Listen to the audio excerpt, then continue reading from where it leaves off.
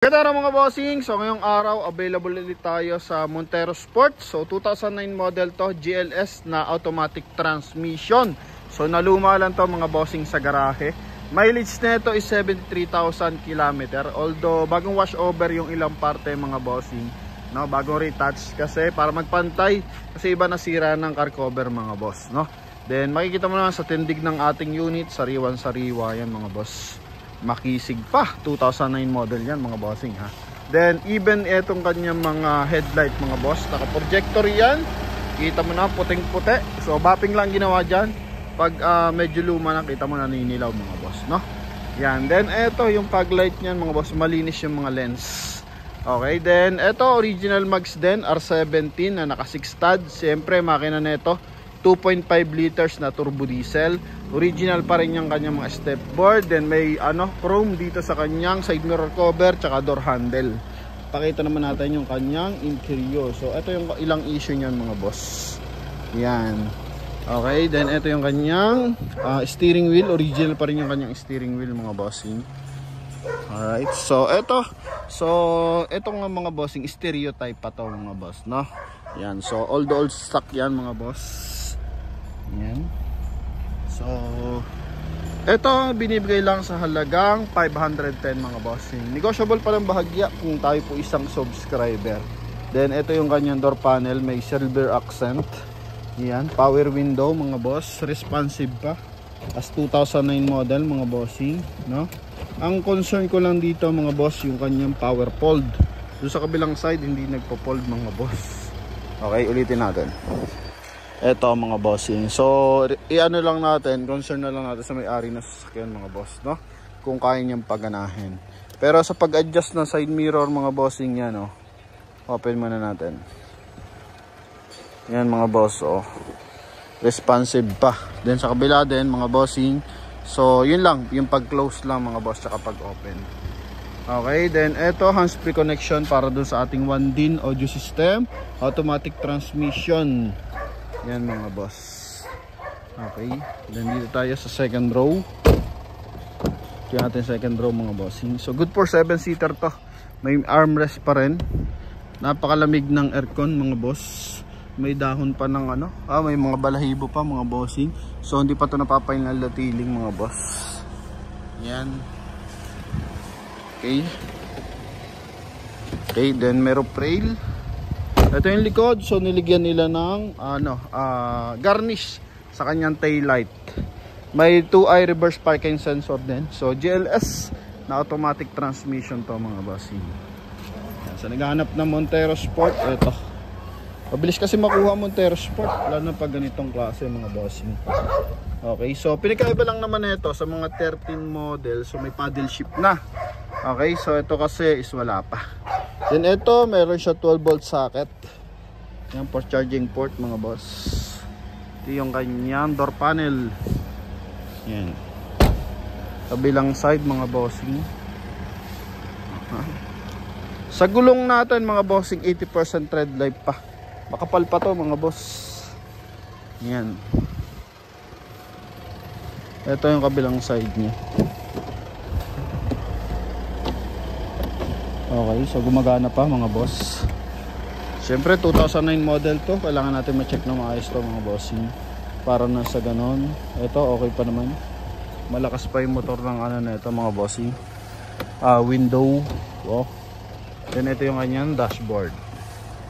Yan mga bossing. Okay. Then front area.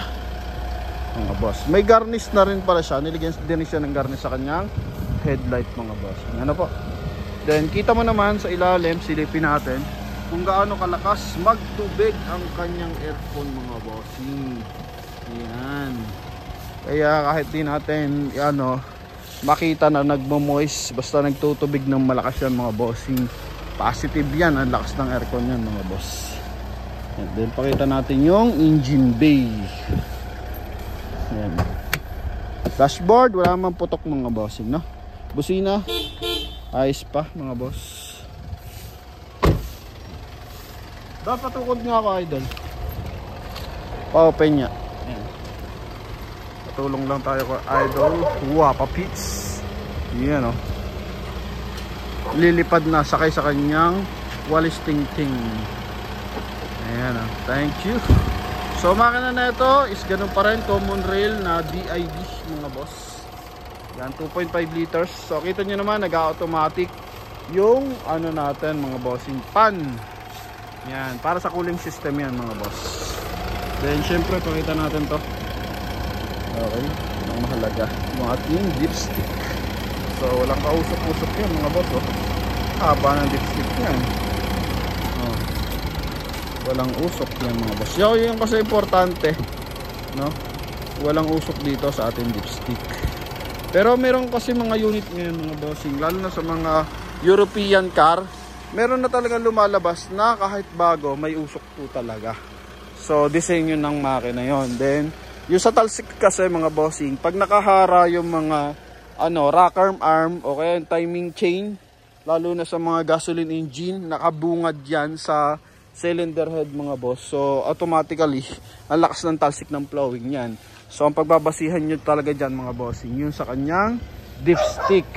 Pero pag mga gantong disenyo, model, so kailangan dapat walang usok yan sa kanyang dipstick mga boss. Alright, so yun lamang mga bossing, huling sulyap para sa ating Montero Sport na to. Yan o. Yan natin timing ng makina. So power steering, wala namang mga leakage mga boss. Turbo. So yan o. Kita mo yung moisting ng ano natin mga boss. Oh. Evaporator. So lamig, no? Yan. Okay. So turbo diesel po yan. And bagong palit ang baterya mga boss. Oh. Motolite XL ang gamit niyang battery. Kakapalit lang. Oh, tuling sulya para sa ating Montero Sport na 2009 model. Sa halagang 510 mga bossing. Kung may interesado, pwede naman tumawad ng konti. Yan mga boss. Madaling kausap si boss dito. Yan. Okay, so naka full tint naman na yan. So yun lang yung nakikita kong concern dito mga boss. Yan. May mga tigko konti. Then pa-expert na yung kanyang tint mga boss. Makikita mo may mga ilang dots mga bossing. Yan. Likuran. Yung mga boss. Coding is Thursday mga bossing. So lagi naman dito kasama yung transfer of ownership mga boss. So para mas gumapo, lagyan mo pa siya ng top load mga bossing, no?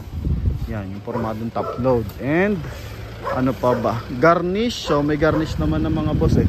May garnish dito eh. So gwapo na, naka-pattern naman sa chrome door handle mga boss. Yan, so orig naman yung kanyang door handle. Okay, hindi naman siya yung may garnish lang. Then sa loob naman mga bossing, additional dito. So detailing lang siguro. Kailangan pag-arain pa yung detailing nito mga boss. Then lagyan ng head unit mga bossing. Na? Lagyan ng touchscreen monitor na Android. So yan, panalo na. Yun lang naman mga boss. So sa ating mga boss na interesado, pwede kayong tumawag sa ating contact number na screen. Connected ng Viber and WhatsApp. Thank you and God bless. Bye bye.